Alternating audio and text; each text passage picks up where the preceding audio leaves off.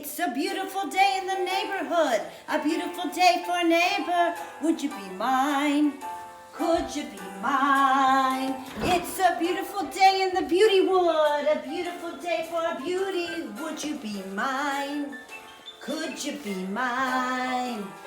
I've always wanted to be a neighbor just like you. I've always wanted to be in a neighborhood.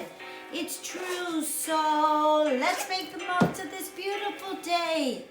Since we're together, we might as well say, would you be mine? Could you be mine? Won't you be my neighbor? Won't you please? Won't you please? Please, won't you be my neighbor? Hi, neighbors, and welcome back. I'm so sorry that the film did not work last time for you. A lot of people did not get to see it. I'm hoping that Grace flips the camera sideways this time so my face is not cut off. Let's try it. Are you sure? Grace says no. Okay, so we're not going to do that. So today we're going to talk about slavery. And this is going to get us into the Civil War because this is going to be a main, it's going to be a main thing that's going to separate the North from the South. At this point of time, there are about 140,000 slaves in the South. It's about 1860. And that means that 50% of the black people that lived in the South were not slaves. I really always thought that everybody that was black in the South during this time were slaves, but that's not true. And we already know that in the North, there was no slavery. So this is what we're going to talk about. We're going to talk about that other 50% that were slaves, okay? Now you could only, slavery only existed with very wealthy plantation owners. So we're going to look over here and we're going to talk about these points. As you can see, I have written all over the place to remind myself. But what really developed during this time of slavery was really because of the cotton gin. Now, the guy didn't know it. Eli Whitney didn't know that it would increase slavery, but it did. Because at the very beginning, 1 year it would make 30,000 barrels of cotton. To the next time, it's going to make 4 million barrels of cotton a year. So look at that increase from 3,000 to 4 million. And that is why they're going to increase the plantation and in slavery. We also know that that's going to be one of the economic reasons that the South is going to say, no way are we going to end slavery. So you've got to understand that most people did not own slaves. Now, the life of a slave is going to be really rough because they're going to have to work from the time that the sun comes up to the time that the sun goes down. They're going to have little food, but enough to survive because remember, the slave owners thought of them as property. So they don't want them to die. So they're going to give them some shelter, they're going to give them medical treatment, and they're going to give them enough food to survive. That doesn't mean plenty of food, it means enough to survive. So during this time, the slaves became very spiritual and that they would actually sing spirituals. So I'm going to sing a spiritual for you, and here it goes. Swing low, sweet chariot, coming for to carry me home. Swing low, sweet chariot, coming for to carry me home. Well, I looked over Jordan, what did I see? Coming for to carry me home, but a band of angels running after me, coming for to carry me home. And what was that really about? That was going to be about Moses taking the people out of the promised land. See, Moses, if you remember back, the Jewish people were enslaved, and Moses took those people. You saw the Prince of Egypt, probably. Moses took those people that were in slavery, the Hebrew people, and they took them out of slavery from the Pharaoh. Okay, well, they were looking for their Moses to come and take these people out of freedom, or out of bondage to freedom. So that's why they would sing these songs.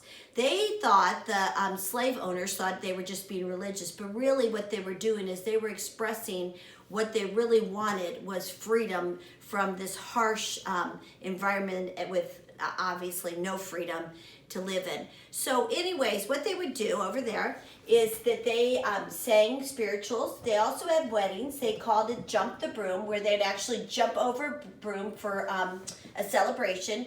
They would say, we say in our ceremonies, wedding ceremonies, we'll say till death do us part.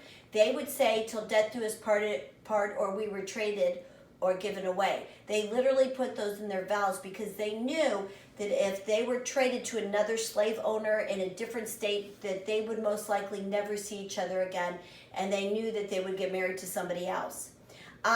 So today, your big thing is going to be two different things, your assignments for this week. One, Nat Turner. Is he a hero or a villain?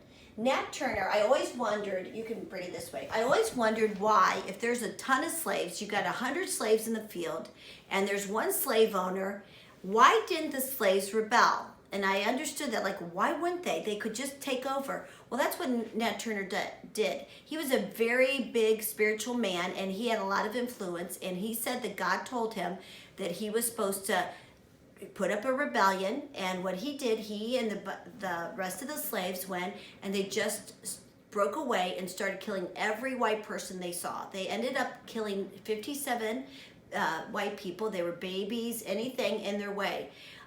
He killed them. Well, they finally caught Nat Turner and all the other people in that revolt, and they ended up hanging him and killing him. And in the end, you have to think, okay, was it worth it for Nat Turner to rebel? Yes, he killed 57 people, white people, but at the same time, what he did is he made it harder on the slaves, because what happened then is the slave owners got very scared. And any time that there was any kind of rumbling about escaping or kind of being mad at the slave owner, they would shut them up real quick. And how would they do that? Again, by whipping, sometimes breaking ankles with big sledgehammers so that they could not run away. The slave owners got more and more violent because they got fearful that there would be another Nat Turner along the way and they would kill their whole family and everything else. So that happened. One of your assignment, and Mrs. Clark will write it out, will be, do you think that Nat Turner is a hero or a villain? Do you think that God really told him to kill all those white people to show rebellion, or do you think maybe he didn't? That's what you're going to have to decide when you read TCI chapter 20. Also, another part that we want to go over real quick is Harriet Tubman. And we know a lot about Harriet Tubman, but we know that she took 20 journeys, and she's responsible for 300 slaves coming to freedom. She never lost one slave, and that's remarkable.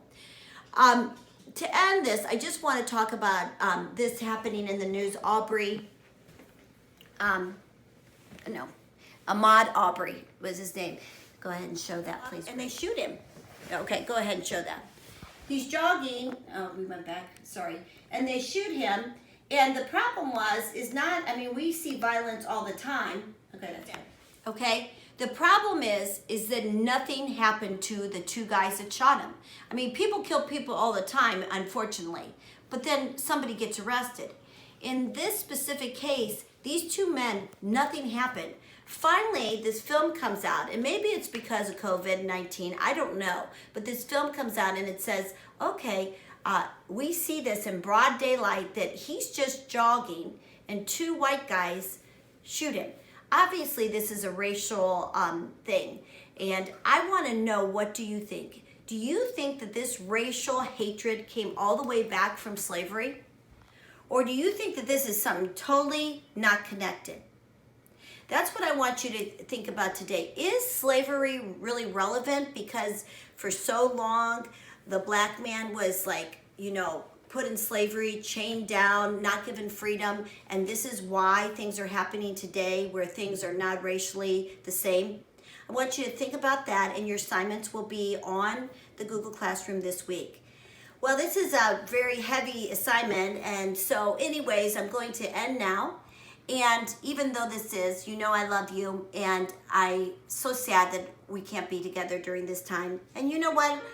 It's just a great feeling to know you're alive. It's such a special feeling with love in your eye. A snappy new day. It's such a good feeling, a very good feeling, a feeling you have that I'll be back when the day is new. And I'll have lots of ideas for you. And we'll have lots of things to talk about. I will too. Bye, neighbor. What happened? Have a snappy new day. It's such a good feeling, a very good feeling, a feeling you have that I'll be back when the day is new. And I'll have lots of ideas for you. And we'll have lots of things to talk about. I will too. Bye, neighbor.